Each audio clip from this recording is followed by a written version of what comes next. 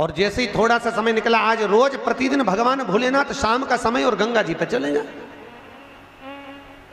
और भोलेनाथ जी गंगा जी पर जाएं, और वहां माता पार्वती को मालूम नहीं कि प्रभु आजकल हमेशा तो मेरे को साथ लेकर भ्रमण पे निकलते थे, आजकल भोलेनाथ जी जाते कहां हैं, शंकर जी जा कहां रहे हैं, पता नहीं कहां रहे। और बाबा भोलेनाथ जी का स्मरण करा। माता पार्वती ने उसी समय पर गणेश जी को भेजा, गणेश जरा मालूम करो पिताजी कहां जा रहे हैं। और पिताजी को देखकर गणेश जी आए और आकर कहा, मां पिताजी तो कुछ कन्याओं के साथ में, कुछ स्त्रियों के साथ में गंगा जी के जल में अटखेलियां कर रहे थे। इतना तो मां से कहना था। भोलेनाथ जी के शब्द सुनकर, गणेश जी के वाक्य सुनकर मां जगत जननी क्रोध में लाल हो गई। माता पार्वती क्रोध में लाल, और उसी समय पर माता पार्वती क्रोध में लाल होकर सीधे गंगा जी के तट पर पहुंच गई, सीधे गंगा जी के तट पर।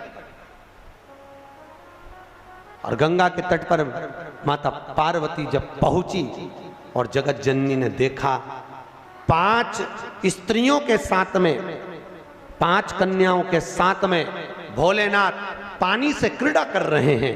कभी शंकर भगवान उन पर पानी फेंके, कभी वो कन्या इन पर पानी फेंके, कभी शिव पानी फेंके।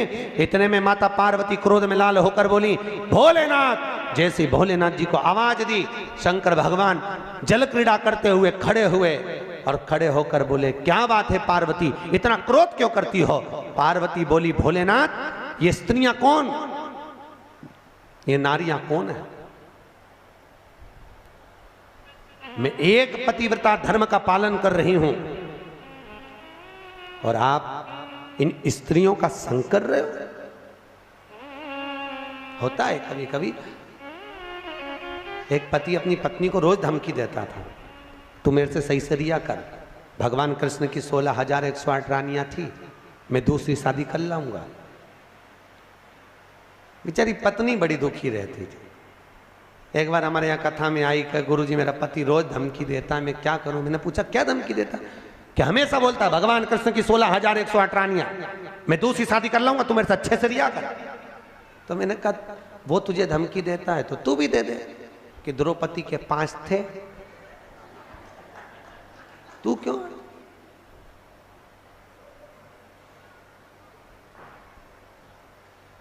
उसने, गुरुजी अब तुम चिंता मत करो, अब बोल। और दूसरे दिन फिर बोला, भगवान कृष्ण की 16,108 रानियां मैं दूसरी कर लाऊंगा। इतने में जूड़ा बांधती बांधती, देखना माताएं जब झगड़ने जाती है, लड़ने जाती है, जूड़ा बांधती। क्यों, क्योंकि मेरे हिसाब से ये जूड़े से एनर्जी मिलती होगी लड़ने की, पावर। अच्छा, पड़ोसन से 3-4 बार लड़ेगी ना तो 3-4 बार इसका जूड़ा खुलेगा, फिर बांधती बांधती, बोल तो जरा बोल, मतलब एनर्जी, पावर, पावर है। होता है। एक पंडित जी बहुत कथा वाच रहे थे, बहुत जोरदार जोरदार कथा वाचे, तो एक सरदार जी ने पूछ लिया, महाराज इतना ज्ञान कहाँ से आता है तुम्हारे पास में। पंडित जी बोले, हमारा ये चोटी है ना, ये अर्थिंग का ये तार है, एंटीना, ये ऊपर से आता है, इसलिए हम बोल देते। इतने में तुरंत सरदार जी बोले, तुम्हारी चोटी से बड़े तो हमारे बाल, फिर हमको ज़्यादा ज्ञानी होना चाहिए। इतने में पंडित जी बोले, ज्ञान तो तुमको आता है, पर ये अर्थिंग का तार है, नीचे टपक जाता है, ज्ञान आने की कमी नहीं, आता जरूर है, सब चला आया, मना नहीं है। तो भैया कभी ना बोले। भगवान शिव जब अटखेलियां कर रहे थे स्त्रियों के साथ में, 5 स्त्रियों के साथ में अटखेलियां, तो भोलेनाथ जी के सम्मुख में पार्वती मैया ने कहा, आप ये 5 स्त्रियों के साथ, 5 कन्याओं के साथ क्या कर रहे हो, कौन है ये। मैं एक पतिव्रता धर्म का पालन कर रही हूं और तुमने ये क्या करा। भोलेनाथ जी ने कहा, पार्वती मौन होइए। पार्वती को क्रोध आया, केश माता पार्वती ने खोले। भगवान भोलेनाथ को लगा ये इन कन्याओं को मार देगी। तब भगवान शिव ने कहा, पार्वती चुप हो, ये मेरी 5 बेटियां हैं, ये मेरी 5 पुत्रियां। पार्वती ने पूछा, 5 पुत्रियां कब प्रकट हो गई प्रभु। बाबा भोलेनाथ ने कहा, पार्वती जब चौसर खेलते समय तूने मेरे वस्त्र लिए, मैं जल क्रीड़ा करने के लिए, जल में तप करने के लिए बैठा। तप के करने से मेरे शरीर से पसीना बह निकला।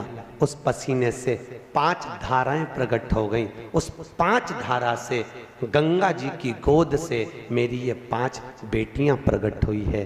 पहली जया, दूसरी विषहरा, तीसरी शामली बारी, चौथी देव और 5वीं दोतली। ये 5 कन्या शंकर जी की 5 बेटियां। उसी समय पर माता पार्वती ने गंगा जी के जल को हाथ में लेकर कहा, गंगा तू मेरी बहन है, मेरे गर्भ से तो संतान नहीं हुई, पर तूने मेरे बच्चों को पाला पोसा बड़ा किया, इसलिए तेरे घाट पर आने वाला व्यक्ति शंकर जी के साथ तेरा स्मरण करेगा और जो हर हर गंगे बोलेगा, गंगा उसको तेरे स्नान का पुण्य घर बैठे मिल जाएगा। हर हर गंगे बोलो जम के। केवल गंगा के साथ उसी दिन से हर हर शब्द जुड़ गया और जिंदगी हो गई आपकी बोलते बोलते। आपको अभी तक नहीं मालूम होगा कि हर हर गंगे क्यों बोलते।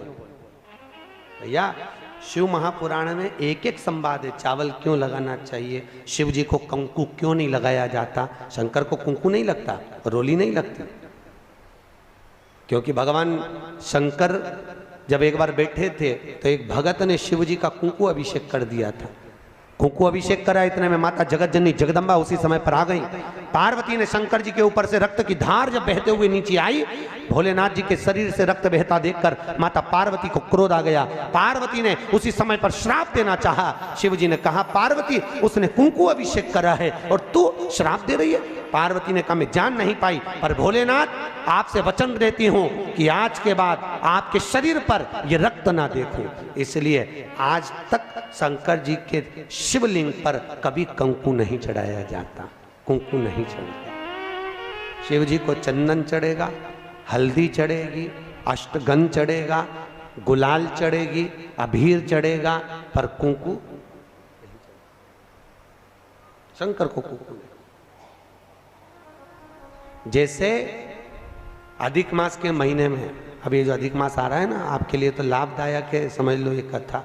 अधिक मास के महीने में जैसे पहले दिन का अधिक मास होता है, ऐसे 5वां दिन का जो अधिक मास होता है, पंचमी तिथि का, पंचमी तिथि का अधिक मास, शास्त्र कहता है कि जिसके घर में संपदा की कमी हो, पैसा आ ही नहीं रहा हो, सब दूर उलझ गया हो, बहुत टेंशन चल रहा हो, 3 साल में एक बार अधिक मास आता है। अधिक मास की पंचमी तिथि के दिन गन्ने का रस, गन्ने का रस जानते हो, ईख का रस, गन्ने का रस तुलसी जी के क्यारे में हाथ में लेकर 7 बार अपना नाम और गोत्र बोलकर छोड़ दो। जिंदगी में 3 साल में तो करोड़पति बनकर बैठ जाओगे, कभी लक्ष्मी की कमी नहीं आ सकती।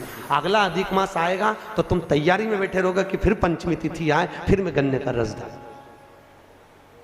केवल अधिक मास में होता है, अधिक मास के सिवा नहीं कर सकती, केवल अधिक मास, अधिक मास के अंतर्गत करें।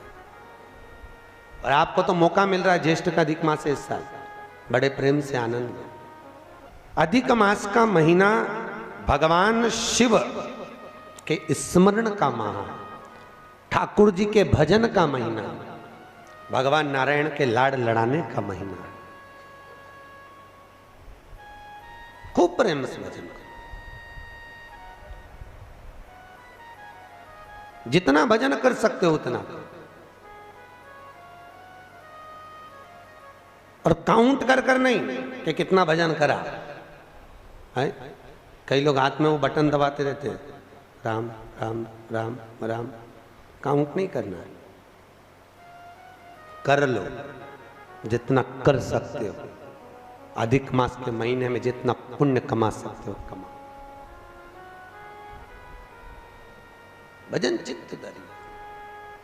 आज शिव महापुराण की कथा कहती है, माता पार्वती के सम्मुख में 5 कन्याओं को देखकर गंगा जी के सम्मुख में जब बात प्रसिद्ध करी, तब माता पार्वती से शिव जी ने कहा, ये मेरी 5 बेटियां हैं। पार्वती जी ने 5 को गले से लगाया। भगवान भोलेनाथ बोले, पार्वती ये जल की तरंगों में प्रवाहित होने के कारण इनका शरीर सर्प की आकृति में रहेगा। सर्प की आकृति।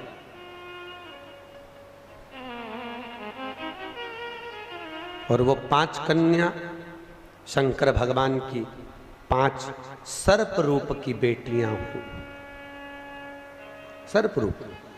आज भी नाग पंचमी के दिन घर के दरवाजे पर, घर के दोनों ओर, अब इधर पूछते हैं कि नहीं पूछते मालूम नहीं, पर नाग पंचमी के दिन 5 सर्प यहां बनाते हैं। 5 सर्प बनाए जाते हैं। वो शंकर भगवान की 5 बेटियां बनाई जाती है और नाग पंचमी के दिन उनकी पूजन होती है।